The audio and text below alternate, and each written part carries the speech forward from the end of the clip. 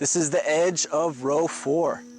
Now, another really good example of our coleus. Our coleus has gotten huge over here because it's getting plenty of light and plenty of space. And now you can see this is really creating a great border to keep our weeds from coming in. And all this is underneath a mame sapote. The sapote is doing pretty good. It has this nice edge of the forest, so it kind of could fill in this way and take this open light as the forest fills in and becomes much darker. I have this guild over here lined with comfrey. Like I'm saying, this comfrey is our best, one of our best weed suppressors. And it's also fantastic to mow next to, so you could kind of get the lawnmower right next to the comfrey. If you hit a little bit of it, it's okay. You're not going to kill it. And it's great to make those edges. Comfrey edges, comfrey edges. I have a big block of turmeric planted in here that will be coming up once spring hits. And then I have some big blocks of turmeric and ginger in this section.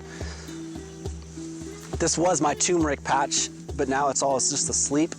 And I got some ape in here and some coleus kind of holding down the space so the chickens don't get in it. But you can see right here, if I just kind of do this, that's turmeric. And that's turmeric. And that's turmeric. There's pretty much turmeric everywhere is what I'm saying. One of the most medical plants there is.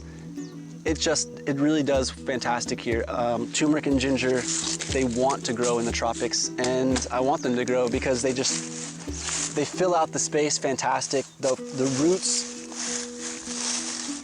they store in the ground all winter and they don't rot as long as it's a newer planting. So definitely a plant worth growing, and this little garden's filled in quite nicely. Even though it's kind of out of season, it's still, I have enough support plants in here that it's keeping the weeds out, so that always feels good that even when my garden's asleep, I don't have to weed it. I got this is a mac nut.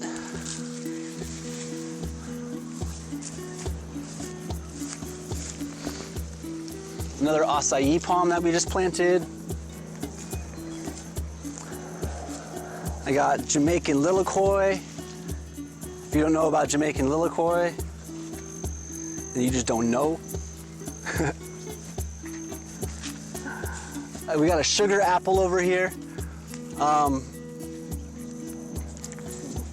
We're all about the cherimoyas and the atamoyas and the rolinias. So we're trying to collect them, trying to get them in here in the ground, bank these different variations, and see who does well in our neck of the woods. We have a lot of water here. Some of these plants like it, some of them don't. So we'll see how this guy does. She's still pretty young. It's only a few months in the ground. All right, what else we have? This is our big ice cream. Over here we have azara. This is a fairly unknown tree to us and people around. The new growths are really nice and soft and succulent. This is a guava relative. You kind of could tell by the leaf, so it kind of looks like a guava leaf. But this guy is incredibly acidic, extremely tart when it's in fruit. The fruit are so tart that they just don't even rot. I had one sitting on my dashboard for probably a week, and it just turned into a big ball of jelly, and it wouldn't rot. But really interesting fruit. They make drinks out of it in Mexico. So yeah, if you add some water, add some sugar to it, blend it down, it makes a fantastic drink. Azara. This is a good example of the ice cream bean when we chop it. So you can see we chopped the top of it and it's kind of getting pushed down. We're gonna try to turn that guy into a trellis also. Another beautiful citrus over here starting to fruit. I believe that is some kind of tangerine. The tangerines were so good this year. Oh my God. That's kind of what we get paid. This whole project is completely volunteer based. You get paid in experience, you get paid in fruit, and knowledge, man. I feel like I am the first student of this project because this forest is a teacher, and whoever shows up is its student. And I've been showing up and I've learned tons. and especially to be able to work behind people like Paul Massey and Marshall and Mark. Really brilliant guys with their hearts in it all the time, and they bring so much knowledge of plants, they bring so much planting material, and we have a lot of community that joins us here and takes part in this project. So this has been a real hub for agricultural information, especially regenerative agricultural information, which is extremely new right now. So I just can't say enough about this project. It's been really good to me.